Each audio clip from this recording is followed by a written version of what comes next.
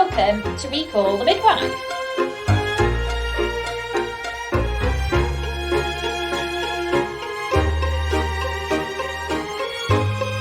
I'm Alex. I'm Becky. And I'm Jen.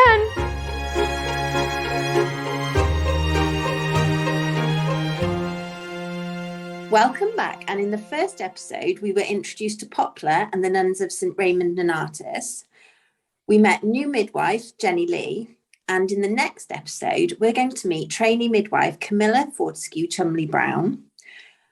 There are also three storylines we're going to talk about today. So first, we meet Mary, who is a 15-year-old prostitute who has fallen pregnant. Her path crosses with Jenny Lee, and she's eventually helped by Sister Julienne, who arranges a place for her at a refuge run by Father Joe. We also meet Betty Smith and Brenda McKenty, who bump into each other at one of the clinics. Betty Smith is an expectant mother of the bride who was unexpectedly... Oh, right. I've said the wrong word then. Right, I'm starting again. Betty Smith is a expectant mother of the bride who has unexpectedly fallen pregnant at 42. She, of course, goes into labour at the wedding. And Brenda McKenty, who had rickets as a child, and because of that, suffered 4 stillbirths. In this episode, she'll have a cesarean, which is now available on the NHS. Anyway, let's start. So my goodness, it's got a dark intro, but it's so true. Like, that is exactly what happens in this episode. Very good. So we're series 1, episode 2. Yes. Yes. Okay, so who wants to start? So Jen, because you've watched with your mum, and every time you watch, she's like, you need to pay...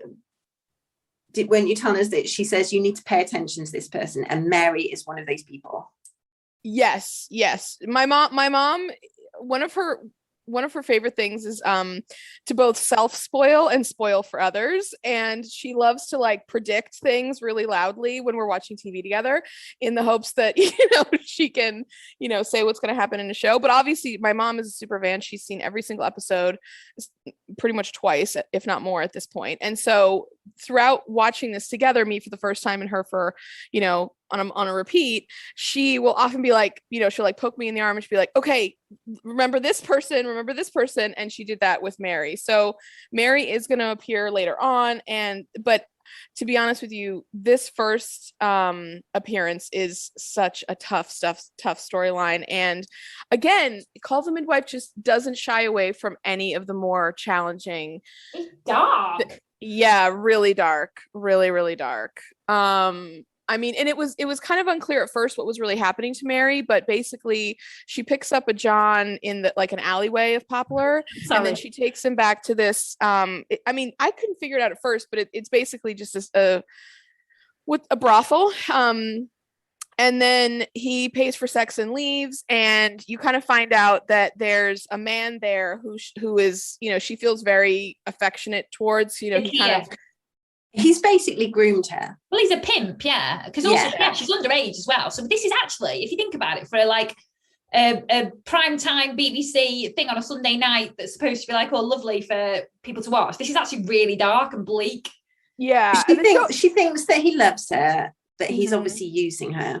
Yeah, and he was the first guy that she slept with at the beginning, and then once he kind of had her hooked, then he basically would turn her out to other men and tell her, oh, like, if you love me, if you care about me, you'll do this, as a way of manipulating her into becoming a prostitute. And then now basically he doesn't really have anything to do with her other than to just kind of like manage her. Take the money. Yeah, exactly. But it's right at this beginning when we first meet her, right after her last, I hate to use the word customer in this application, but anyways, client. After the last man has left, client, another prostitute comes in the room and they're talking, and then the other prostitute realizes, oh my goodness, sex worker, ladies, carry on. Oh yes, sex worker, yes.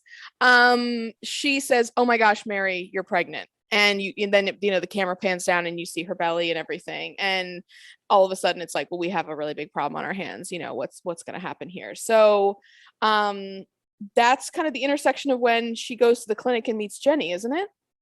No. Well, does she run away from the cafe? because she doesn't want to have an abortion, which is basically her only option. Right, because she thinks this is like a love baby with her and Zakir. Yeah, but it's not Zakir's, is it?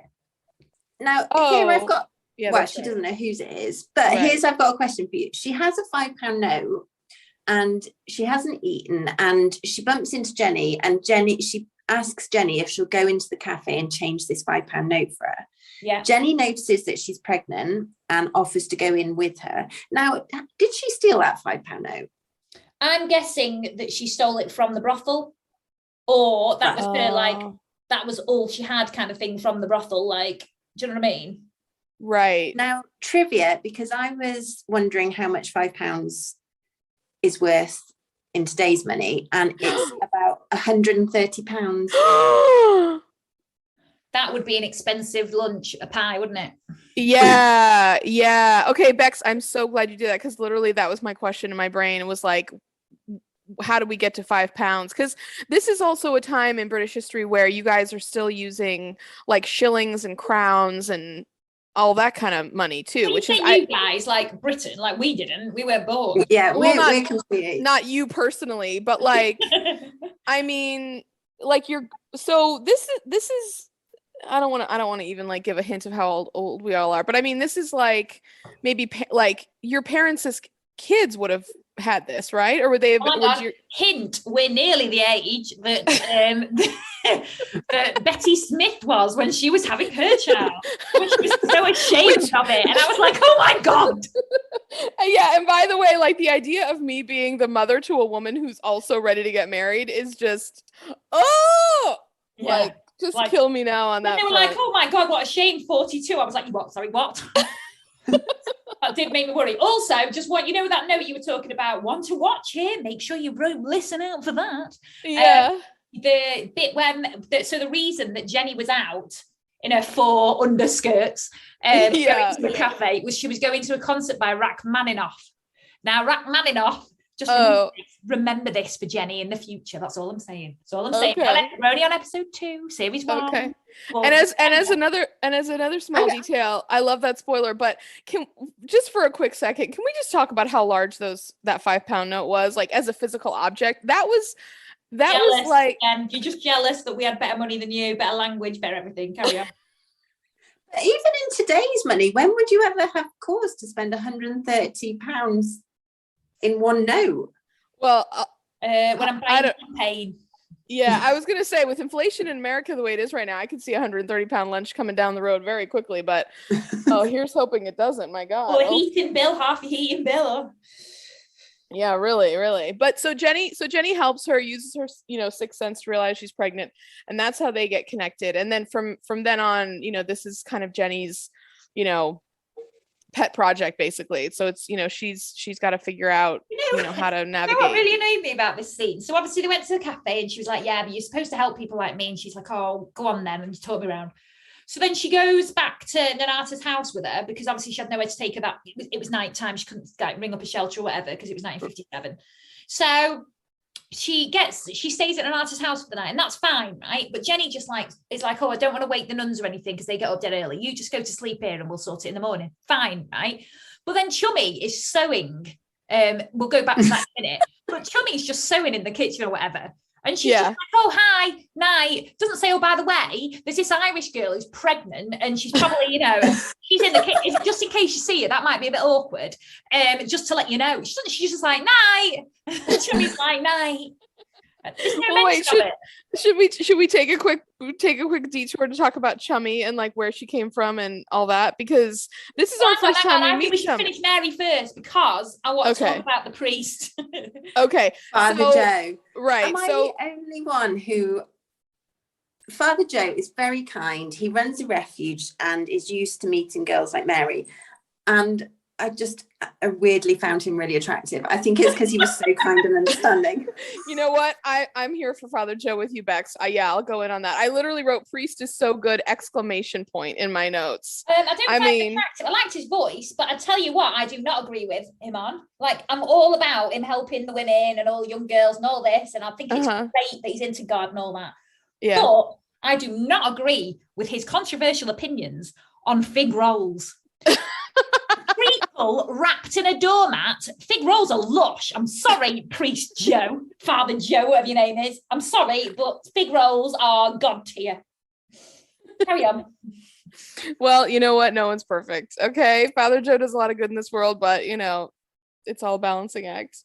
Yeah, I did love that priest. I think what I also really appreciated is that, like, this is often a case that Sister Julian takes up, but I feel like the priest was kind of a surrogate in this way in this episode, because there's always somebody who's kind of schooling Jenny, because she's such a naive kind of person when she starts out in Poplar, and she always kind of has to, she has kind of her values and ethics, which are, I would say generally really caring and like compassionate towards the people she's dealing with, but she hasn't been exposed to almost anything in this world. So just like we said in the first episode, Jenny is kind of a stand-in for the audience who's really learning about all of this. And so in this case, the priest is the one who's kind of telling her, okay, this is the situation, like, and actually, just to fast forward a little bit, so Mary has her baby and she's in the care of the priest, who runs basically a temporary rescue home, / convalescence for, these pregnant girls who kind of, need to figure out a way, and then immediately schedules an adoption for Mary's child, which is really tough. I mean, there's a lot of Kathleen, yes. It's a very complicated history, complicated storyline, to think about these girls kind of not really having a lot of autonomy to make the choice to give up their children, and then it's awful. Yeah, I mean, no one's gonna defend like that unilaterally. Like, obviously that has a very complicated history, but I also feel like the priest does a good job of kind of laying out the realistic situation that everyone is facing in this, at that stage, because he basically said, she's 15, she doesn't have an education, she doesn't have a stable home, she doesn't have any ability to work, this baby doesn't have anybody to really care for, because if she is going to be working, then she's all alone. I mean, still a child herself. They can't leave her, the child, in care of a child legally. Exactly. And I mean, it was, yeah. Well, Mary's moved to a Catholic mother and baby home, so that's where her adoption's arranged, because her pimp has basically turned up looking for her. Right. Yeah. Well, they have to make sure Mary doesn't get sucked back into that lifestyle either, which is another thing they're worried about. Well, exactly. Yeah, and I think Father Joe makes a comment like, which child do we save, because she's a child herself. Yeah. Yes. I do think Jenny Lee, now she's been working in the East End, she thinks she understands poverty. But and like you were saying, Jen, the Father Joe very much schools her in the kind of the underlying poverty that these girls experience. Yeah, it was an amazing speech. And also when he was like, she was apologizing for being ignorant, and he was like, you're just fortunate, you don't have to apologize for that. Yeah. Excuse the terrible accent, but I just do also like saying Kathleen. Father Joe is getting a lot less fit in my memory now that you're speaking on the podcast. What about Mary? Kathleen. Yeah, I will say that.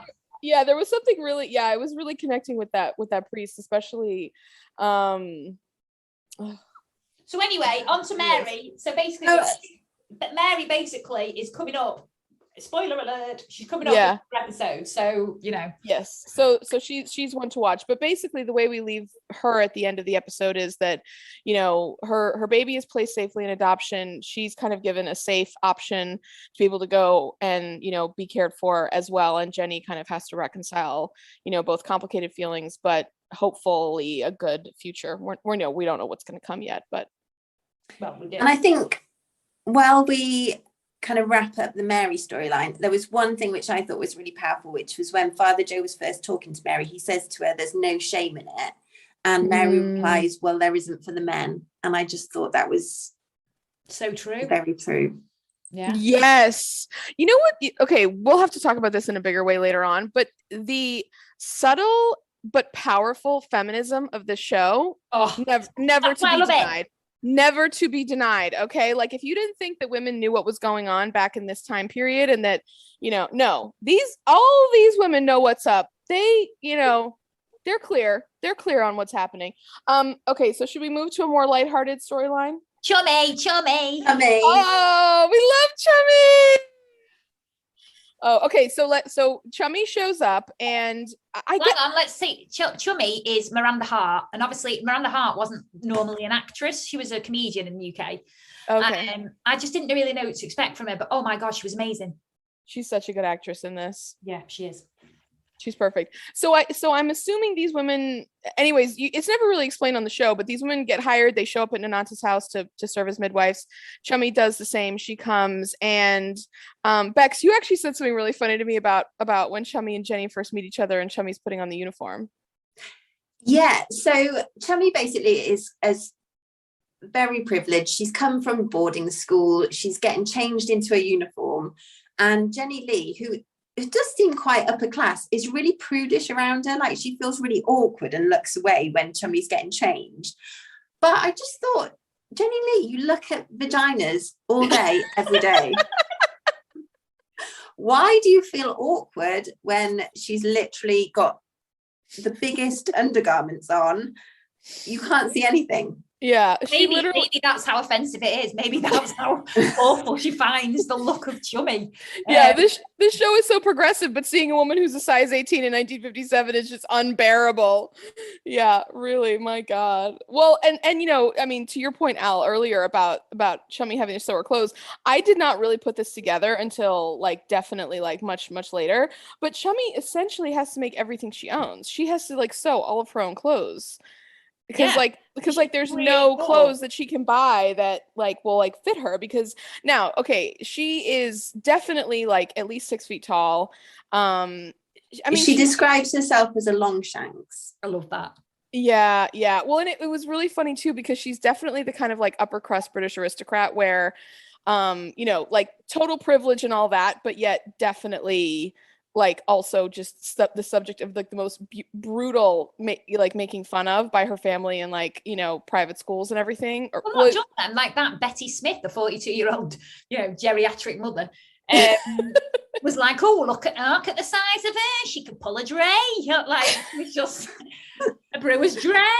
Also, just really, really quick, when she's oh, is that because sister Evangelina's oh, that's you look at you, pretty in pink, because she's wearing a brown pink. And she's oh, I've also got one in O'Donnell. Bex, what colour's O'Donnell? It is light green. Knew she'd know. Well, I looked this up because I was what colour is O'Donnell?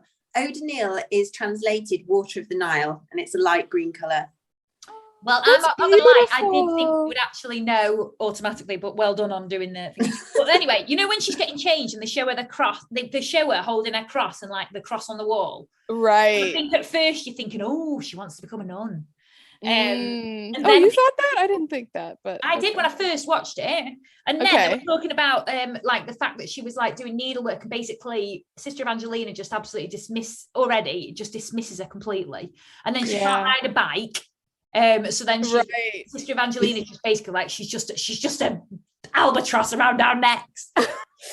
Sister Evangelina is very cruel with her. Yeah, she's horrible. Sister Evangelina, it took me a long time to warm up to her because she was so mean in those first episodes. She was so hard on everyone, and I was like, God, you are a nightmare. But I mean, I will say that opinion of mine changed over time, but yeah. And also, she's basically an inverted snob. She is. Yes. It's I was going to say, you can probably relate. Where she's coming from. Well, Shank's pony. I'd never heard this before this episode. No, I hadn't either. What's a Shank's pony? She's Shank's pony will suffice. When she's saying about bikes, so Fred comes in and is oh, I've got a really rubbish bike or a really good one. Which one do you want? I'm why did you even ask? Give it a good one. Anyway, she's no, Shank's pony will suffice. And she was Chummy, you've got 9 miles to go. You can't go by foot. And I was oh, right, Shank's pony means by foot. So. Oh, okay.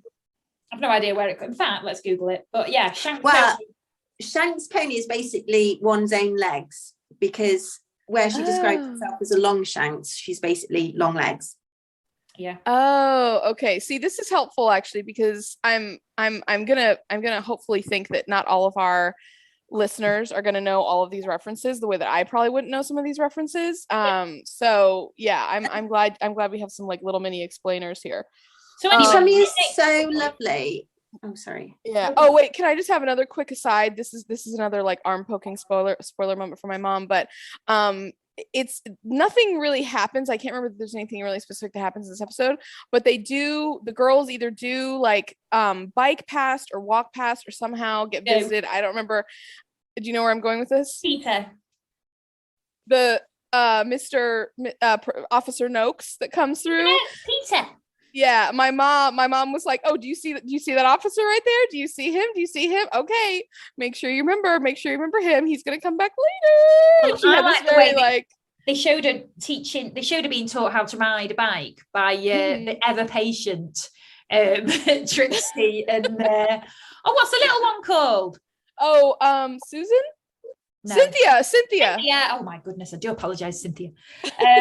Anyway, they showed them teaching that, and I've taught 2 adults to ride a bike, and I'm trying to teach my daughter now, and she's 4. But I taught my mum in the garden. Put it this way, my mum's never ridden a bike since. It was horrendous. And then I taught our friend when we went to Eurocamp, and she had to ride a bike. She was born with one leg longer than the other. That's another podcast in itself. Anyway, I had to teach her, and it was honestly horrendous. So I feel for Cynthia and Trixie having to do that, because it is not easy, and they made it look quite fun, and it was not. Well, it's an activity that seems like it should be intuitive, and yet it's really not. And I mean, and look, I'm not the same, like size exactly as Chummy, but like as a person who's often felt very like awkward in the world, like I can get why riding a bike would not come naturally. I do know how to ride a bike, but it's only because I've known how to ride a bike since I was a kid. But yeah, I would think. Also, I think it was quite a lower class hobby. Like she could ride a horse, but she couldn't ride a bike. Like bikes weren't for the upper classes. Yeah, exactly. And Chummy is basically taunted by the kids because she can't ride a bike, but she's so lovely that she's basically being teased, and she says, "I'm sure he means well." Like, yeah, but also I don't even think it's that she's lovely. I genuinely think she's quite ignorant about real life. Oh, but you know what? This is actually really sweet. To your point, Bex, I forgot that this happened in this episode, but she learns how to ride. Oh, okay. So she learned. So this is how. Okay, sorry. Let me just rewind. So we do have a big scene with Chummy and Peter Noakes, the police officer, because they're teaching her how to ride the bike. All the girls together are riding a bike in a group. Chummy's like kind of getting the hang of it, but they take a corner like under a little like archway bridge thing in Poplar where it's a little bit dark, and there's 2 police officers that are walking towards the bike riding girls, and they all crash into each other, and literally everyone falls off their bikes. Everyone has scraped knees. Like it's a huge mess. But then Officer Noakes and Chummy I think he helps her up and kind of does one of those things like that, like first time a couple meets and they don't yet know each other, but you can tell there's like a little electricity, and he kind of looks at her and she's like, "Oh, pardon me." And then you kind of get the sense like, oh, maybe something's happening here. But to your point, Bex, the really sweet thing is that even though all the kids taunt her as she's making, as she's learning how to ride her bike, there are a few kids who actually help her to learn. And at the end, one of the little boys who would always ride with her when she was going around, she bought him a bike, and then they rode around Poplar together. Jen, he was her biggest taunter at first. The only reason he did that is because of the storyline with his geriatric mother. Oh, is that why? Yeah. So he's Betty Smith's son. Oh, and she delivered his little sister, didn't she? I feel like we've all learned things, because also when you did that spoiler for Jenny Lee going to see Rachmaninoff. Yeah, I'm like, oh my god, I need to pay attention. I don't know why this is important, and I've watched the whole series. I'll give you a clue now. It's important to her exit storyline. Oh, well, the thing is, every episode there's so much in every single episode. Like, this is why you've been able to watch it 15 million times, Al, because like there's always these little details. And like it wasn't even that long since I watched this episode, and I forgot about the fact that Chummy delivered that like 100-year-old lady's baby. You know what I mean? Like exactly. Also, can I just say about really quickly about the Chummy thing? I really, really appreciated about it. Like the fact that obviously Trixie was there, who's like this blonde, busty beauty. Like, you know what I mean? Like she's supposed to be this beautiful girl, and she is beautiful. She is beautiful. But the fact is, it's not Peter. Peter didn't choose her. I love the fact that, it was this romance. Obviously, spoiler, sorry for episode 3, but you know it's coming because you've seen the they have the I like the way that it's a quite a, what's the word, unconventional romance, and I really, really appreciate that it's about this, because I just really appreciated it. I just thought it was lovely. Yeah, well, I mean, this is going to be a bigger theme in the show that we can talk about it in bigger detail later, but like this show is so great for really showing how every single person is like a person in the fullness of their humanity, and like every single person deserves love. And like there are a lot of romantic storylines that are about people who you would think like would not get a feature of a storyline that's a romance, you know, and they do. And the fact that Chummy is the first woman in the group of midwives that actually gets to like have a boyfriend, and we'll obviously talk about that more later, but like that, I love that. That's just wonderful. Me too. You know what I mean? And also, you know, even nuns get a get a romance storyline. Whoa. Let's not get ahead of ourselves. Let's not get ahead of ourselves. Also, let's go on to Betty Smith now. Let's do the summary. So Betty Smith, well, I think we should say about Chummy. Chummy is a trainee midwife who Sister Evangelina takes great delight in pointing out that she qualified by a whisker. Now, she hasn't ever delivered a breech baby. So, of course, cue Betty Smith, whose baby is breech. Or arse first in Poplar. And Chummy has to deliver the baby on her own. Yes. Which she does win Sister Evangelina round with this, because obviously she manages. And at the end, Sister Evangelina actually steadies Chummy's hand and says, "You're all right." But I do feel like Sister Evangelina has been highly judgmental, very uncharitable. I'm really surprised that Sister Julienne didn't sit down with her and say, "Look, these aren't the qualities of a nun." It's so true.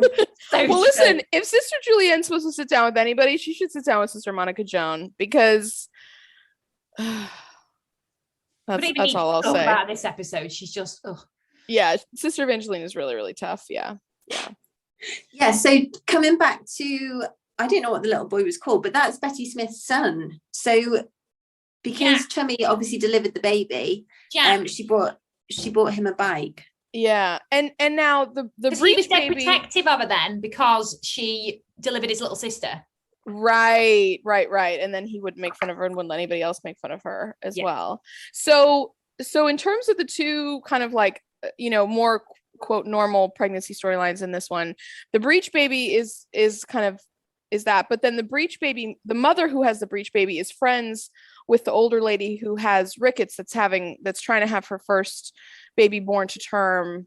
They're friends with each other. That's how we met something them, really like modern, like Destiny, Grace. Like it was very it was Grace Miracle, and I wrote this down because Grace Miracle doesn't flow. So Brenda McKenzie's first husband was killed in the Blitz. And she's remarried, so her 4 stillbirths were from her first marriage, but obviously because the NHS was founded in July 1948, so the NHS is still in its infancy. So when she was having her first kids, a cesarean wasn't available to her, whereas now, so this is how she's able to have her first child. Grace Miracle. But Grace Miracle is cute and chunky. Yeah. Did she give birth at full term though? Or I wasn't clear on whether she couldn't, whether because the reason why she had the 4 miscarriages is because she had rickets as a child, and so basically the it's something to do with the skeleton not flowing properly or something. Okay. So rickets basically affects bone development, so it caused her to have deformities, which meant she couldn't go through natural childbirth. Oh, okay. Yeah. Okay. All right. So the cesarean is the way that she has this healthy baby. Right. Yeah. Well, and that's the thing. You know what's, I mean, again, being an American, like I obviously, you know, just healthcare is so different over here, but the way that the you know, with the NHS being what it is in this show, it's kind of amazing because, you know, the nurses will often just be like, "Oh, well, you know, when it's time for baby, you just call us and, you know, you can book into the hospital," and, you know, they just make it all, you know, it's but Jen, that is actually how it is still here. I know. I think we take it for granted because obviously we've just always had it, whereas it's actually really interesting to watch the show to see the kind of the evolution of the NHS. Like, it's still really new. Yeah. Like stuff like the pill, spoiler alert, this stuff's coming up, and that kind of thing as well, like, you know, choices for women and things like that, like abortion bills and things like that. Like, it is interesting to see the history of it as well. Again, that's another reason why this show's amazing. Yeah, that was such a great. I will say that was a really, really happy storyline to see her have. Did we ever meet either of those women's husbands in this episode? Yes, we met Betty Smith's. He was downstairs. He gave Jack a clip round the ear. Oh, and you never do it hard enough. The husbands are really come and go in this. The husbands are really come and go, and boyfriends and everything are really. Yeah, but that's good. I like that. I like it being female centric. Yeah, no, it's the strength of the show. It is. Right. So every week we've also decided to do a bit of a focus on an area. And this week, Rebecca, you are in charge of the focus. What have you decided the focus is this week? Okay, so the fact of the day is obviously going back to Brenda McEntee, who obviously had her child by cesarean. Now, the nuns are part of the order of St. Raymond Nonatus. Raymond Nonatus was the patron saint of childbirth and midwives, which we know, but Nonatus in Latin means not born, and St. Raymond Nonatus was actually born by cesarean section. They do mention the show a lot, you know. They do. This is a revelation. Well, they mention that he's the patron saint of obviously midwives and childbirth, but I didn't realize that. Yeah, Sister Monica Jones says born of cesarean section quite a lot when they talk about Raymond Nonatus. And also do you remember the series on one of the trainee doctors talks about it too? Bex, I love that fact. I love that fact. Yeah, Al, you're gonna have to curb your desire to tell everything about the whole series in each episode. Bex, I love that spotlight. Very, very good. That's great. Thank you. Yeah, you've had so many good, Joan and that other doctor totally spotlighted it. Well done. Yeah, you've had amazing insights this episode. My gosh, she's been like our little historian, researcher, everything. I really did my preparation for this. Yeah. Oh my God. Oh man, you and I are gonna have to like step up our game when it's time for us to be the ones to like. I'll just get back to you. It's fine. I'll just do one bad accents. Oh, if you guys want, will I ever forget it? There was treacle running down the drains. Treacle running down the drains. About how her husband died, and it's like, oh yeah, that's awful. She was like, will I ever forget it? There was fudge running down the drains. And the sugar works was exploded or something. And it's like you're talking about sugar, like fudge down the drains, but actually her husband died. You know. Well, if you guys want bad accents, then you're in the right place because I've got them coming for sure. Okay. Oh man. Well, I love this. I feel like we covered it all. Is there anything else we have to talk about? I've got a teaser for next week. Next week we're going to meet Jimmy. Jimmy. So more on that next episode. Okay. Well, I'll give you a little spoiler. I have a bit of a soft spot for Jimmy, so we'll talk about that next week. I have a very hard spot. That sounded bad. I don't like him.